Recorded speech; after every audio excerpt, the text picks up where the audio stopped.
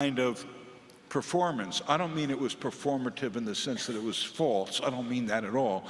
We were performing, I think, for God, for the Jewish people, for ourselves. We were engaged in a discussion in the form of prayer and singing and Rabbi Carey's sermon about the issues of how has our life been going. And now in the afternoon, we get to do that work in a more personal way. But it's the same theme, the theme of who will live and who will die. And after we're finished here at 3:30, Rabbi Suzanne Offit over there, who can raise her hand, Rabbi Suzanne Offit is also my niece. Whoa. Is going to be leading a healing service, which is, again, part of the work of the day. And then comes music meditation and Yizkor, which is part of the work, the memories of those who came before us. So what this service isn't about is not about judgment. That's the big difference here. There's no sort of, judgment involved. And then we're going to move forward, we hope, with deep energy. And I think that what we're going to do this morning or this afternoon is about stories and the healing power of stories with loss. So I want to turn the microphone over to a person who is the master of stories. Hello. Hello. Hello. I'm Elissa Ely. I lost my father when I was 6. It has informed everything ever since. I was a community psychiatrist for 30 years, working in state hospitals, Department of Mental Health clinics, street shelters. Left that 5 or 6 years ago, another loss. I am also someone who does some writing. I've written for The Globe, I've written for WBUR. And like everyone in this room, I have felt grief.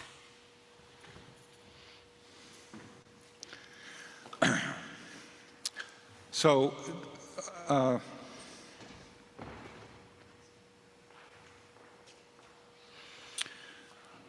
did you say you were a psychiatrist?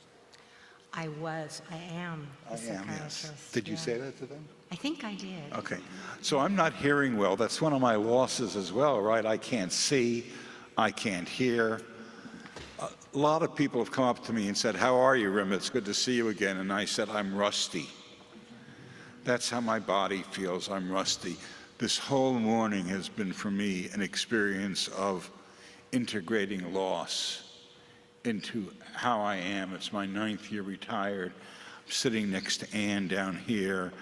I can't really hear what Rabbi Carey is saying or Beth. I can hear the music, but I can't see their faces. So loss is all around us. And I want to read you a poem about loss, because this is where we're going. This is how I hope we'll end up.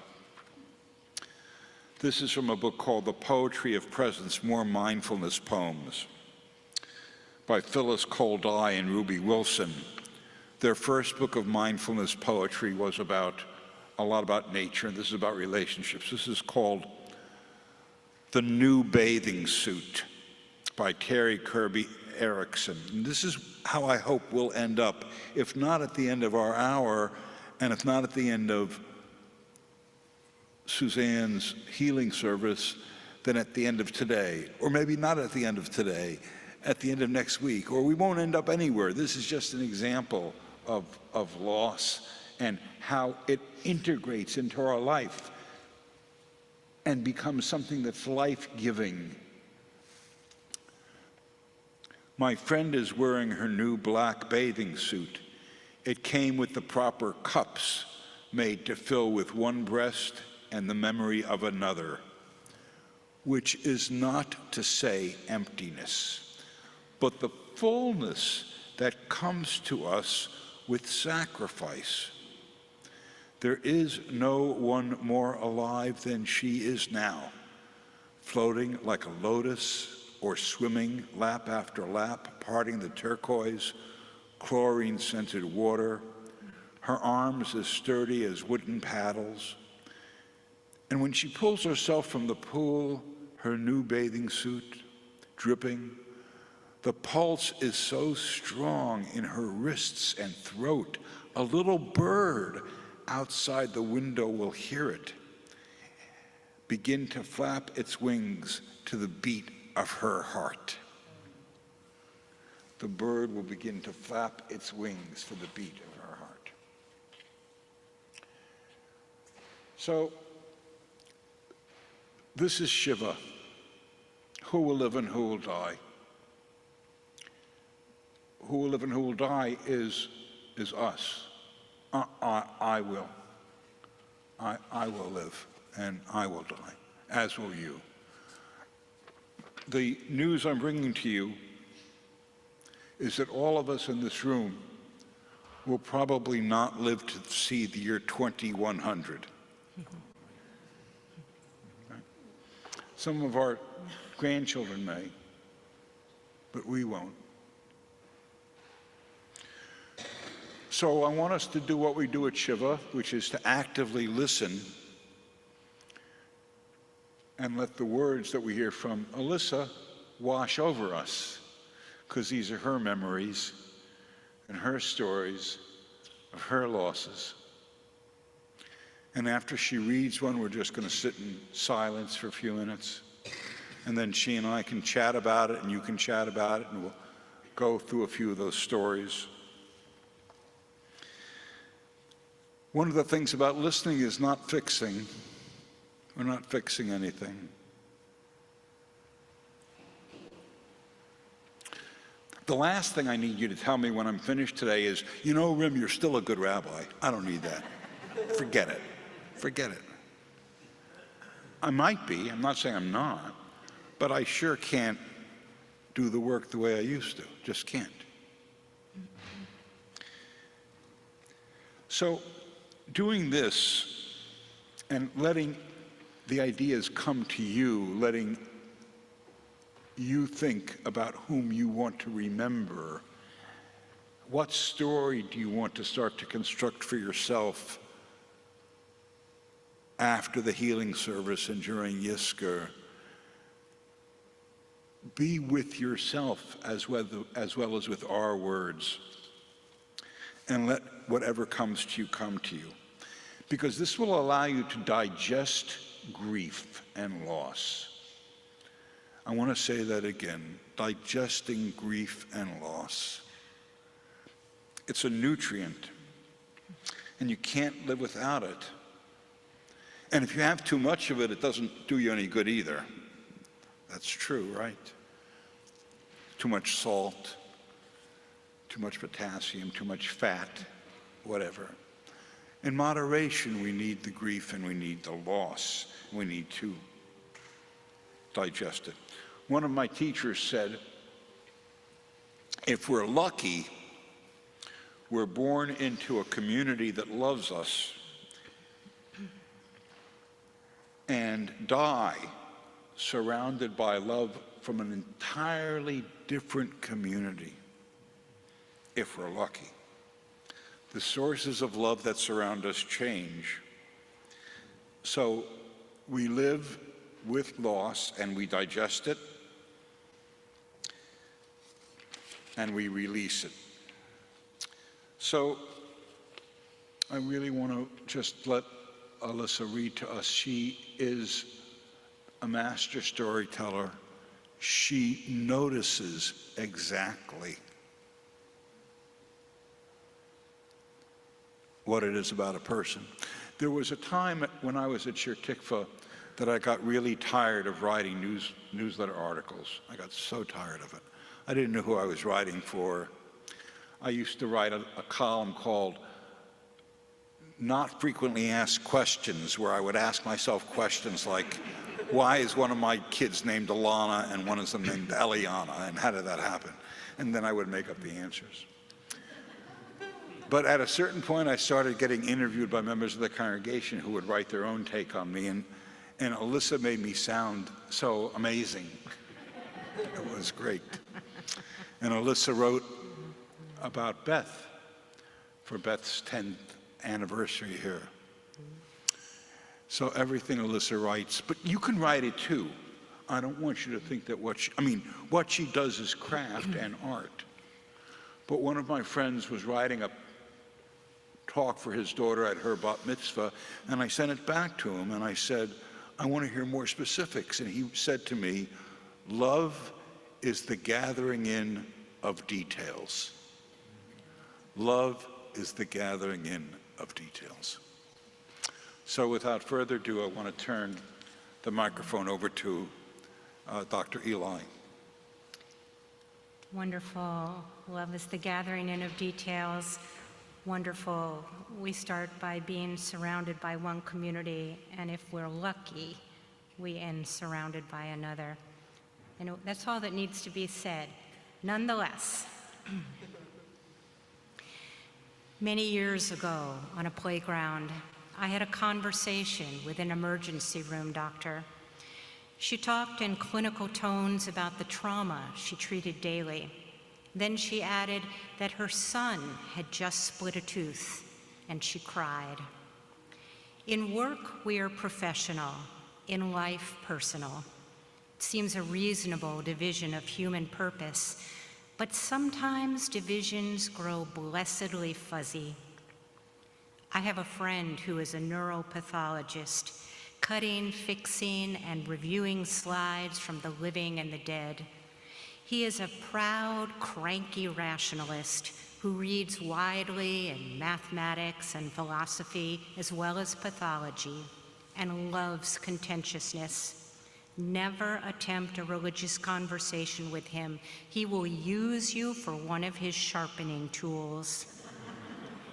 There's no sympathy for the mystical either.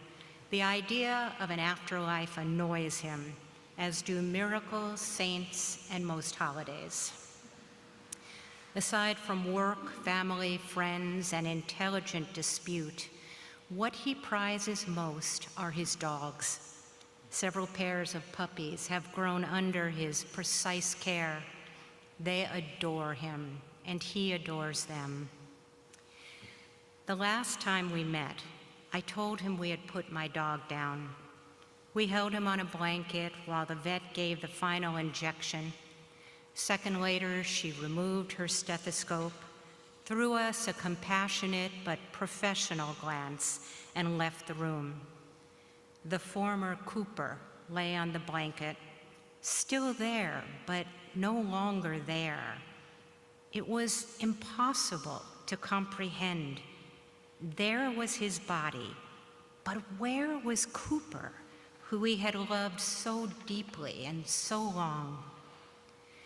Caught by grief, I forgot who I was talking to. Where is Cooper? I said. Where did he go? At once, I regretted asking. I had offered myself as a sharpening tool. My friend, the cranky rationalist, had been listening closely, and immediately he touched his chest. Cooper, he said, went into you.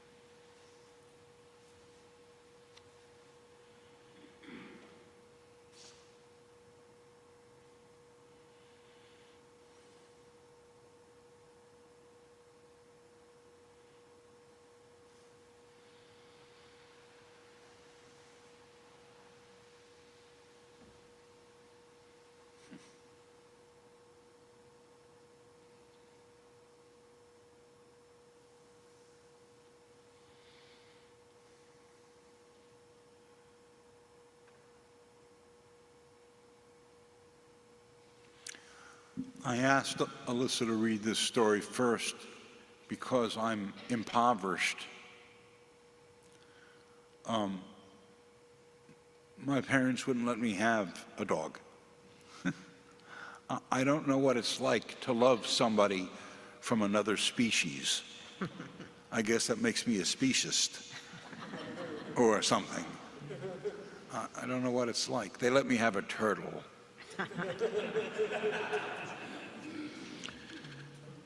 And now that I think about it, the way I didn't get the dog was pretty significant in terms of love, because my parents said, "We don't think you'll take care of him." And I said, "I will." And they said, "Will you sign a letter?" Suzanne knows my parents.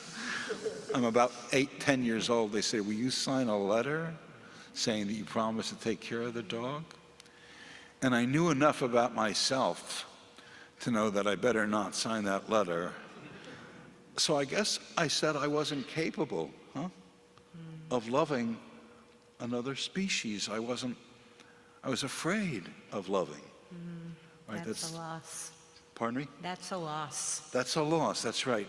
There's this book called The Wild Edge of Sorrow, and there are 5 entrances to grief.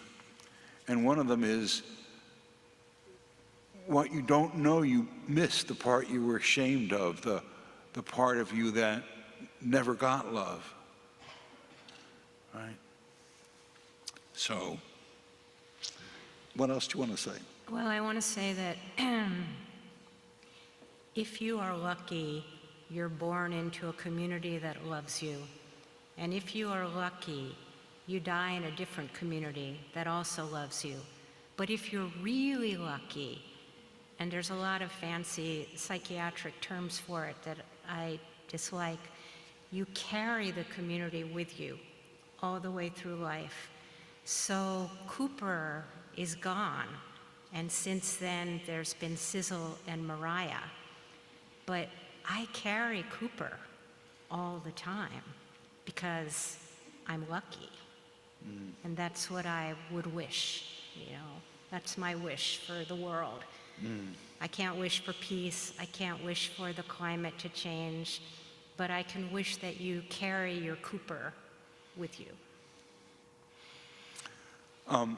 Is there anybody here who wants to say a word or two about their reaction to this story? You can come up and...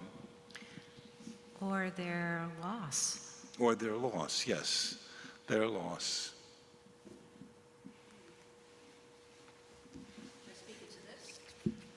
Yeah, that sounds good. Now I have the microphone, be careful. No.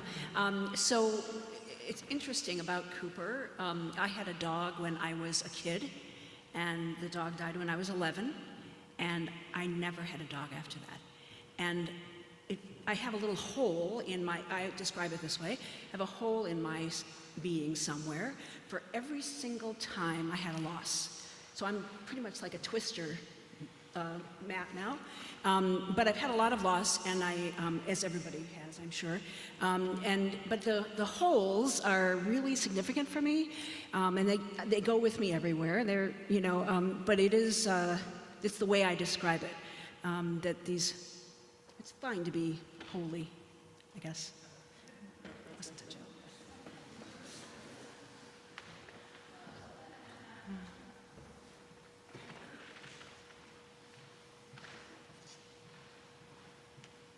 You are a wonderful writer. My mother, I'm 75, and my mother, who was 103, died in February, quietly. And it was a relief, because the last few years she was like Cooper when Cooper's body was still there, but she, you know, mentally, cognitively, emotionally even, she wasn't really there. And Barry and I did a pilgrimage back to my hometown just after this, and I wrote a little story about her. But when you said what you said about Cooper, I turned to Barry and said, that's what happened to my mother. And my own experience of that is not like a whole. My own experience is that it's a gift I'm grateful for, that there are people I've been with and known who are somehow part of me now. And so I don't feel, well, that's not true of every case, but I don't feel a sadness or a grief. I feel a gratitude for what they wear for me.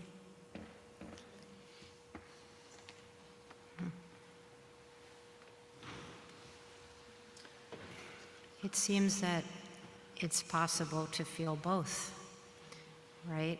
To be filled with holes of different shapes, because each hole is a different shape. And then to have the fullness at times. And I remember a child psychologist telling me once that for children, but I don't see why it shouldn't hold true for us, that grief comes in waves, that we are perfectly normal going about our business because we are perfectly normal. And then a tsunami hits and we're in a state of devastation. And then we're perfectly normal again.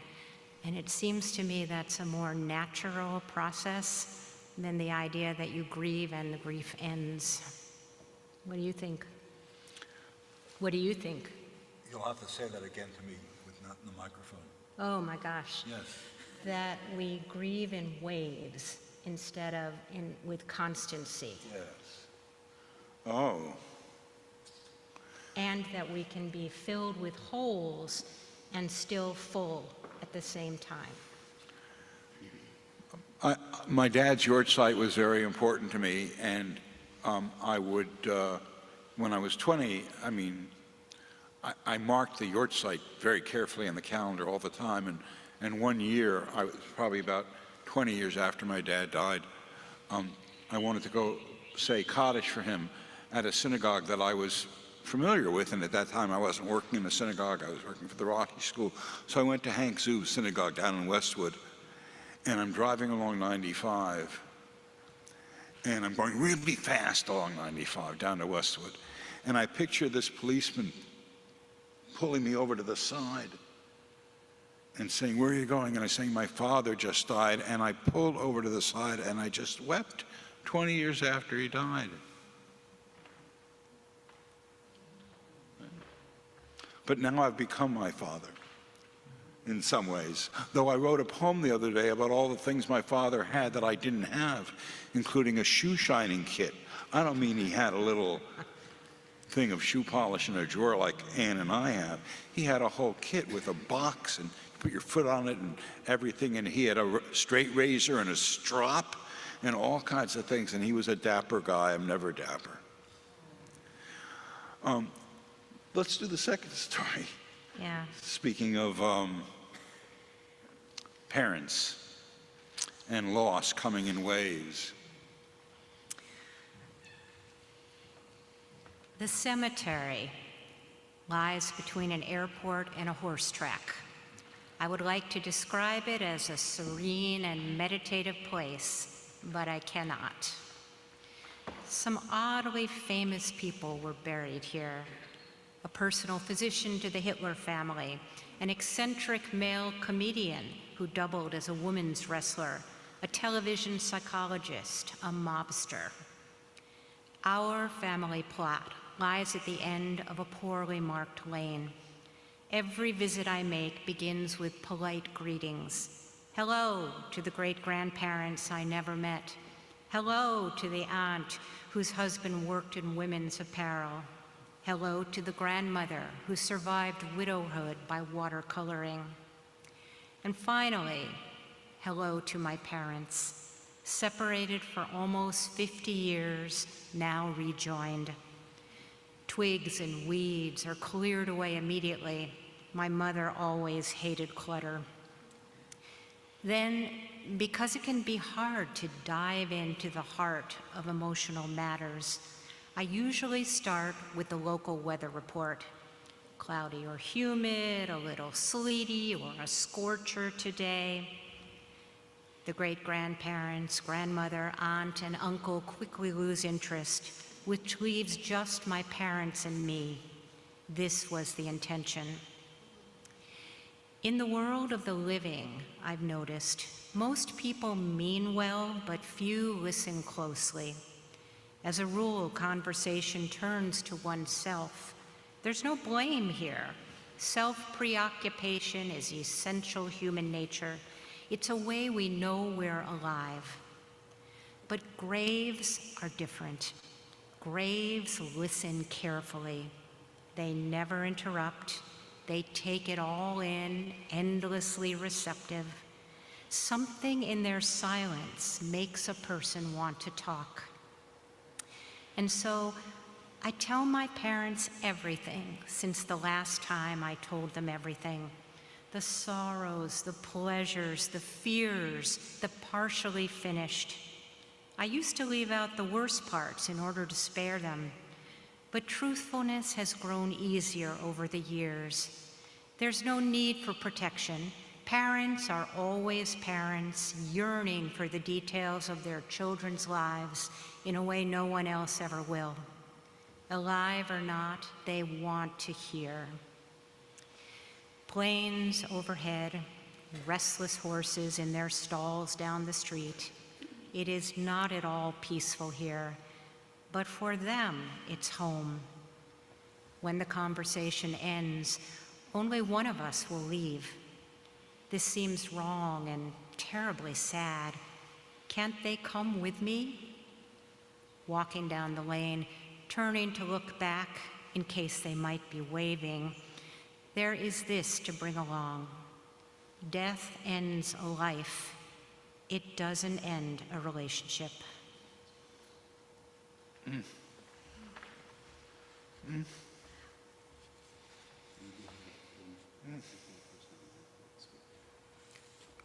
Oh, good.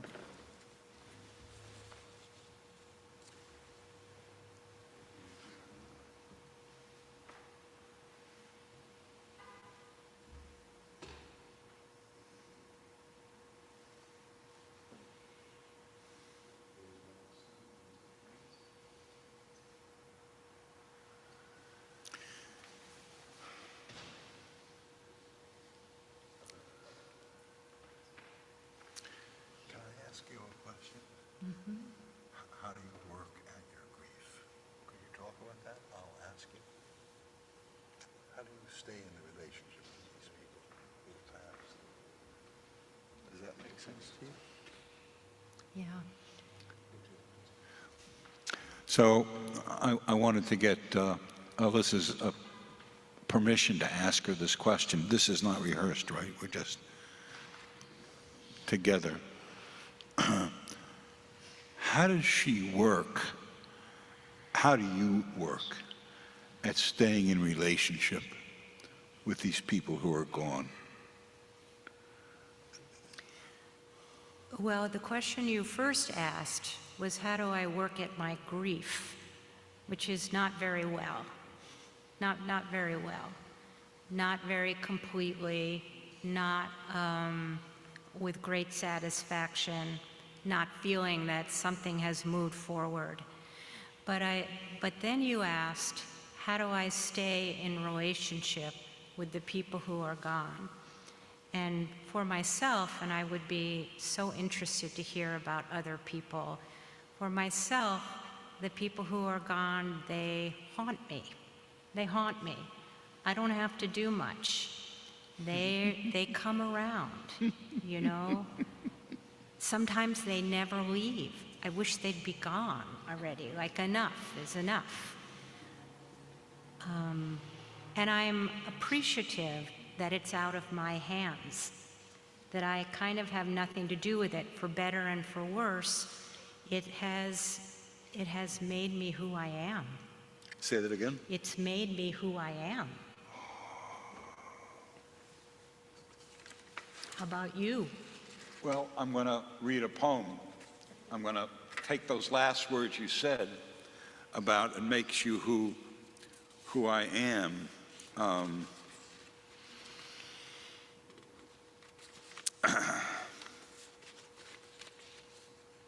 And they come around to you and say, these people. So, two things I want to say. This book that I'm pushing, The Wild Edge of Sorrow, says that grief is one of the strands of love. Grief is energy inside of us that points out to us what we love. And in fact, in this book, The Wild Edge of Sorrow, he talks about grief as soul work, as connecting you to the rest of life. So to grieve for another species, to grieve for the earth, which we've put onto a very bad course, is part of the work of becoming a full person. That's what's underneath what Elissa and I are saying. It makes us who we are. So I'm going to read this poem called The Cure by Albert Hofstadter. We think we get over things. We don't get over things, or say we get over the measles, but not a broken heart. We need to make that distinction. The things that become part of our experience never become less a part of our experience. How can I say it? The way to get over a life is to die. Short of that, you move with it. Let pain be pain. Let the pain be pain, not in the hope that it will vanish, but in the faith that it will fit in, find its place in the shape of things, and be then not any less pain, but true to form. Because anything natural has an inherent shape and will flow towards it. And a life is as natural as a leaf. That's what we're looking for. Not the end of a thing, but the shape of it. Wisdom is seeing the shape of your life without obliterating, getting over a single instance of it. Those people who come to live with you, who have passed away, who won't let you alone, who haunt you, that's part of the shape of your life. Yeah, this conversation is about shapes, about the holes that are shapes within you, about the partial filling that are different shapes within you. This is the right poem. Yeah. Do you feel your loss is certain shapes? Well, it depends, because the shapes are shifting. I mean, I don't know if that's true for you, that the holes change shape too, right? Which is kind of extraordinary. Like, won't they just stay put? But they don't. I just want to say one thing, and then we'll see if we have a reaction. I had a period of time when I thought the shape of my father missing in my heart was an octagon or something. And I don't really know whether it was an octagon, because I don't know how many sides an octagon has. But it was more than a square, right? It was like a lot of sides. And it was very particular, and nothing could fill it. I couldn't, just that's how I pictured it. I think it got filled eventually. It got filled somehow. I don't know by what. That's another question. Someone has a comment? Someone on Zoom? Oh, yeah, Audrey, go ahead. So, Elissa, when you talked about people who are gone haunting you, I had a really visceral reaction, because my father died 38 years ago, but when I was 3, he molested me. And that was my hugest loss, which was a loss of trust, the loss of intimacy, a loss of a lot of things. But I've spent my lifetime trying to heal myself, and with help from Rim and Beth.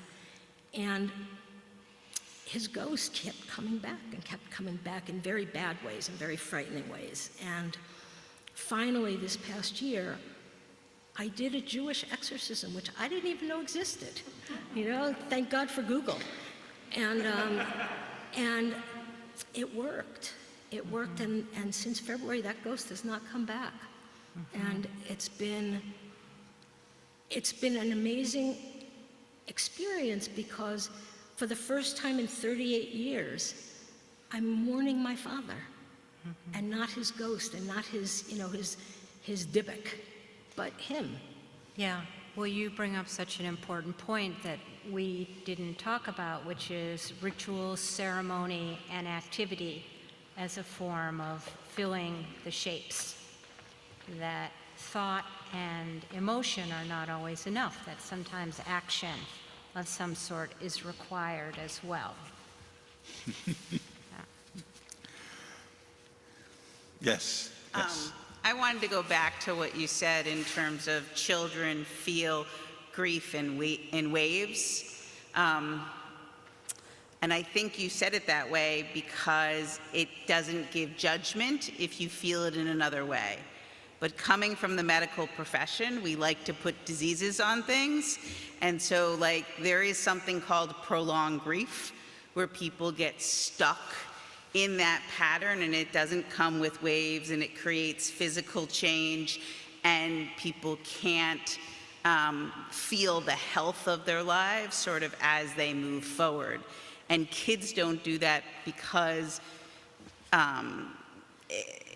it takes years of sort of holding on to things to sort of get stuck in that place. At least that's my seeing of it. Well, this isn't the Someone place wants to for speak? it. Let me just say, but there's a whole neurology of grief, if you care to anatomize it.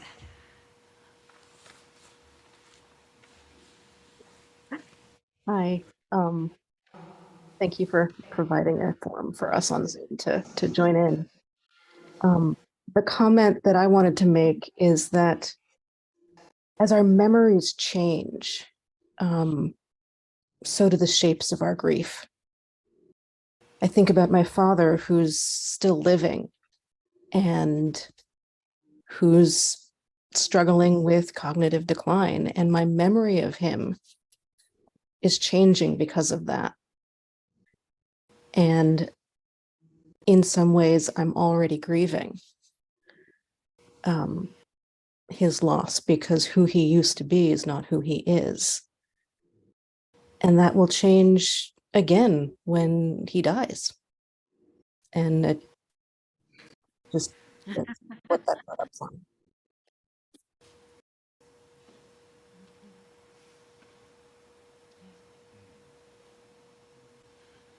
Thank you. Thank you.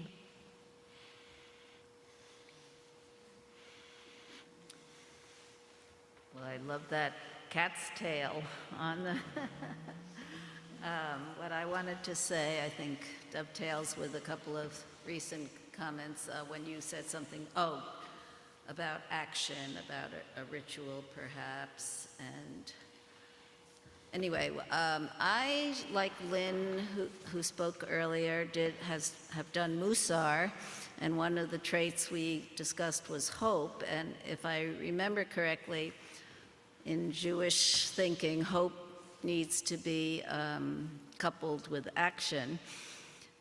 And particularly when you had talked about, our grief over the earth, I want to couple that with action.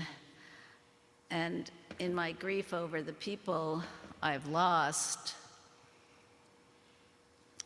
I want to celebrate my aliveness and enjoy my aliveness, because particularly those who, I lost my partner when she was 60 and she so wanted to live, and I feel like unless I honor being alive, then I let her down, sort of. It's beautifully put.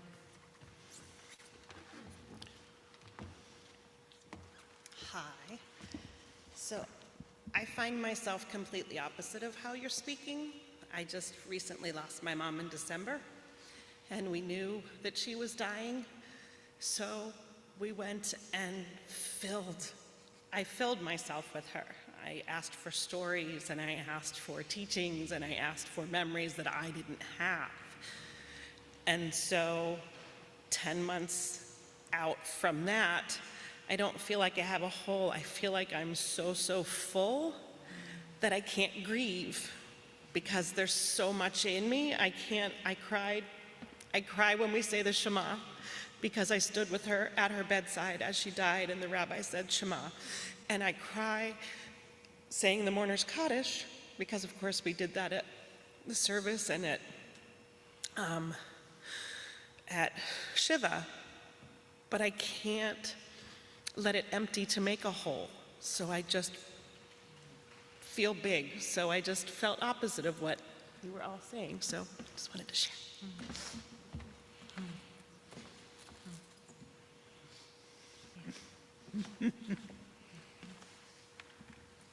Yeah, hello. I resonate with the person who spoke on the screen around like almost the bifurcation of ourselves as we age, and the community that we related to, the families that we related to, necessarily change, and how the shape of ourselves and the person that we feel at home being shifts as the people who we bond to age. And the ways that we find home in ourselves on this planet. I sense this, the little paradox or twist that I was feeling into is the challenge between like the timelessness of soul and soul connection and the time-bound process of aging and accumulating relationships and losing.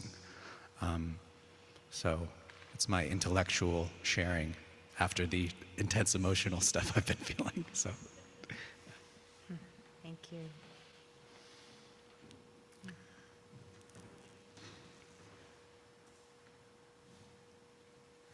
You want to do your story after this last person? Okay. Thank you very much for this opportunity to hear other people's stories. I have connected with a lot of what's been said about the whole. When my mom died, I had an incapacitating hole that was very hard, and I won't ever say fill, but it was very hard to grapple with. And then Leslie was talking about coupling action with grief as a Jewish strategy. And my way to deal with the distance between my mom in life and now is through my fundraising for what stole her from us. And that was leukemia that stole her from us. And that action, it doesn't fill the hole, but it keeps her with me.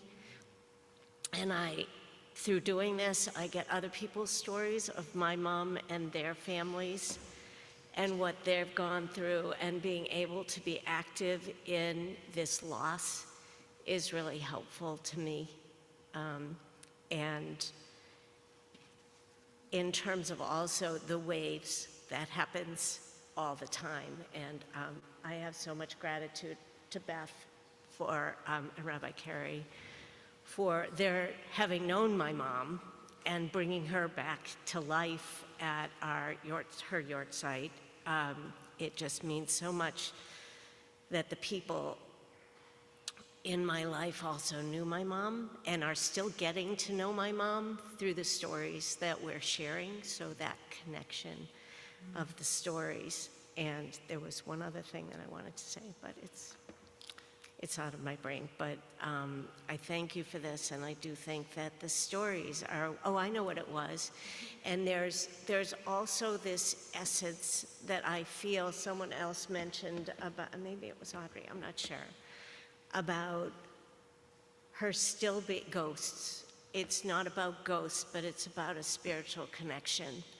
And that when I am truly in need, I always need her, I always feel her love, but when I'm truly in need, there is usually a sign that comes to me in the form of a bird, in the form of a hawk, in the form of an embrace that I can't explain. And that through Shir Tikvah, I've been given the permission to believe in that and to really feel it and understand it as a connection. And when my mother-in-law was diagnosed with ovarian cancer and passed last October, I felt that too when she was diagnosed, and the possibility of a treatment for her was through the cell targeting therapy, and that was something that was developed first through the funded through the Leukemia Lymphoma Society. And those connections just have felt very real and helpful, never filling the hole, but helping me move forward with my grief and keeping my mom with me, because the stories are getting more remote, but she's still with me.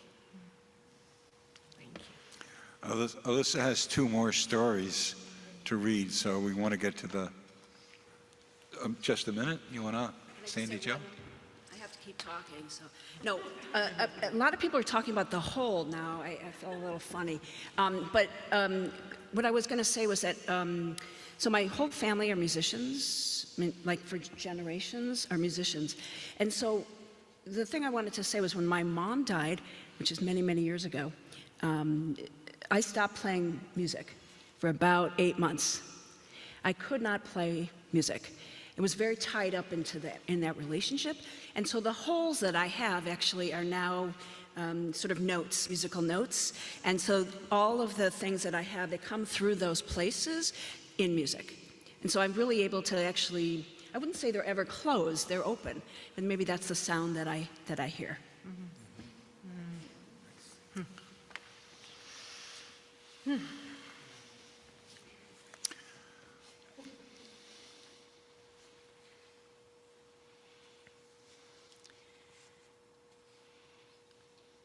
When I was 6, my father died in a famous cancer center where he was treated by a famous specialist, Dr. X. After my father's death, I had the same nightmare for many years. The phone rings. It's him.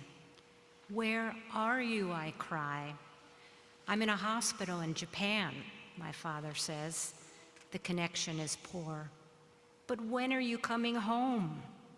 "I can't come home," he says. "But why not?" Dr. X did an experiment on me. The pieces of my face are floating all over the room. They'll never come together again. Oh, the family stories of Dr. X were full of bitterness. "Madam," he said once after my mother had asked for more morphine for my father's pain, "do you want your husband to become a drug addict?"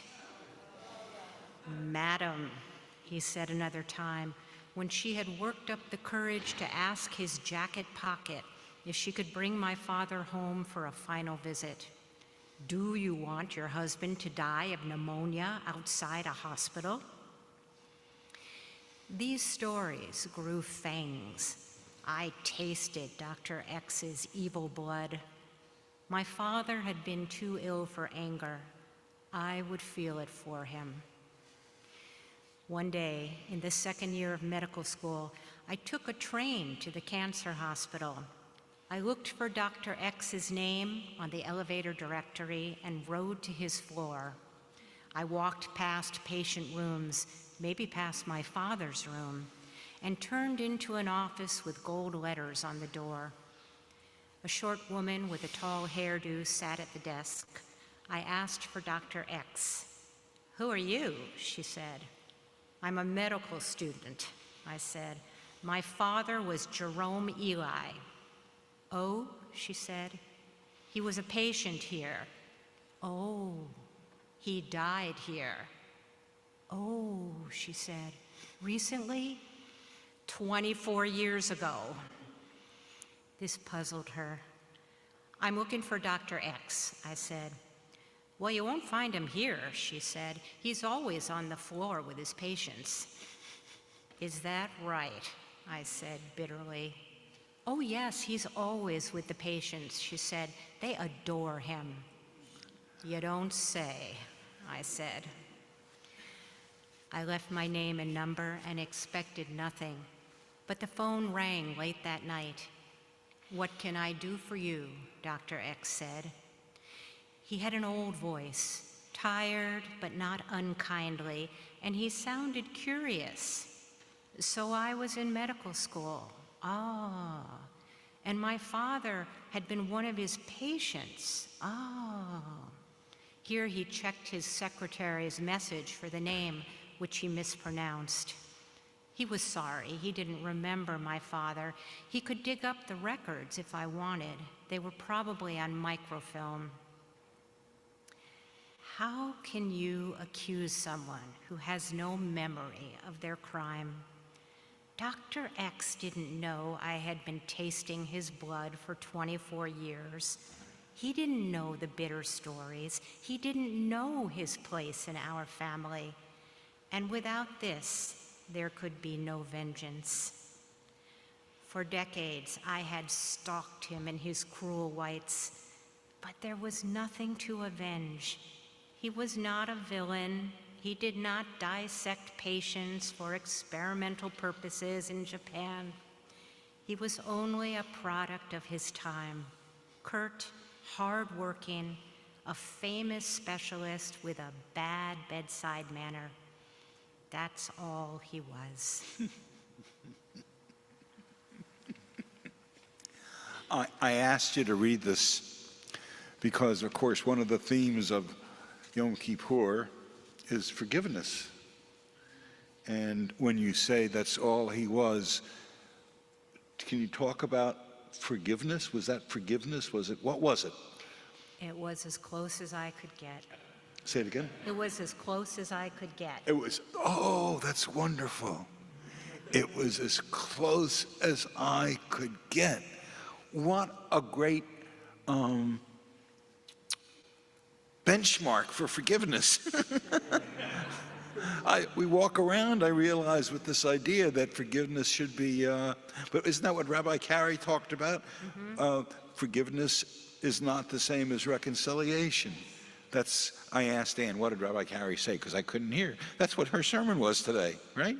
Forgiveness is not reconciliation, right? That's the best you could do. That's all he was. Whoa. Right. So I was angry at my dad and my mom for a long time because my dad was very sick and they didn't talk to me about it and they didn't care for me and blah, blah, blah, blah, blah, blah, blah, blah. But that's all they were. They were just two people, my mom and my dad, dealing with his illness after the war, and I seemed to be getting along okay, and it's okay. That's as close as we can get to forgiveness. That's really wonderful. There's a useful concept in psychiatry, which has many unuseful concepts, and it's called good enough. That perfection is a little too much to ask and may not be healthy. Good enough is good enough. Good enough. Now, this is a psychiatric concept. We can write it down as a truth. Yes, it's actually about mothers, that the mother should not be perfect. She should Winnicott be or good somebody. enough. It was Winnicott. Winnicott, right. It was right. Winnicott. Yeah. Good enough, the good enough mother. Yeah. So the good enough father, the good enough spouse, the good enough lover, the good enough friend. The good enough grief. The good enough grief. Good enough grief. So I'm very conscious of the time, and we have a story to end with that we want to end with. So should we go right into that? Is that okay?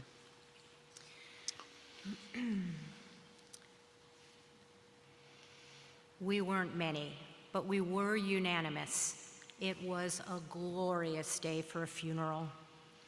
Let us be sad, someone said, but let's not forget she was 102. In the nursing home, my grandmother wore stockings and a pair of heels to show her famous ankles. In her last week, when she spoke only to her dead husband, she slept with her heels on. Death was overdue. It wasn't a funeral with many tears. My own weeping was for myself. With each death, the canopy of protective generations above us thins out. First there are 3 generations, then there are 2, and finally none between the ground and the sun. In my grandmother's apartment building, where she lived before the nursing home, there was a heated pool. We would shower in a locker room and race to the water. She'd sit near us in a chair with unsteady arms, in a bathing suit with a skirt. Sometimes she covered her hair with a plastic petunia and splashed in demure amounts of water. When she moved to the nursing home, it felt like a great end, the loss of that pool. My little girl was at the funeral. The pulleys and planks holding a coffin in place fascinated her. When the workmen lowered them and began to cover the grave with dirt, she leaned over to see what strange garden was being planted. "It's just like Snow White," she whispered. Afterwards, there was food in someone's apartment. The apartment house had a heated pool, and when my little girl learned this, she begged to use it. We had her suit, so I left the family upstairs and took the elevator down. I explained the rules while she hovered obediently on the top step at the shallow end, wearing her bumblebee suit and a pair of water wings. I sat in a plastic chair, wearing my funeral outfit. A cluster of old women played cards on the other side of the pool. She splashed back and forth for a while, then bumped down a step, and then a second step. The water was up to her chest. "Watch me," she called, and started to paddle. Somehow, the wings slipped off her arms, and though the step was right there, she flailed toward the middle of the pool. Her head began to bob. The old women set down their cards. "Shouldn't someone go in?" one of them asked. "I will," I said. "I'm her mother." I had no belief in what I was about to do. I removed my heels and left them by the top step. It was the same instinct for detail that causes you to lock the front door of a house on fire. I waded into the pool up to my chest, grabbed my little girl by her bumblebee shoulders, and carried her back to the steps. We sat on the lowest one so that the water covered us. She was past her terror now, weeping mostly for effect. We were both intensely relieved, but there were other sensations too. I felt the warmth of sudden water, and a great pleasure seeing the grays and blacks of my dress swirl up. The dress floats, I thought. It's the pleats. It was wonderfully warm in the pool with pleats swirling around us both. This was a strange joy, all out of proportion to the circumstances, sitting in the pool, holding my little girl. Death thins the canopy of generations above, but if you're lucky, another grows at your feet. You lose the places where you have lived, but find a place where you belong.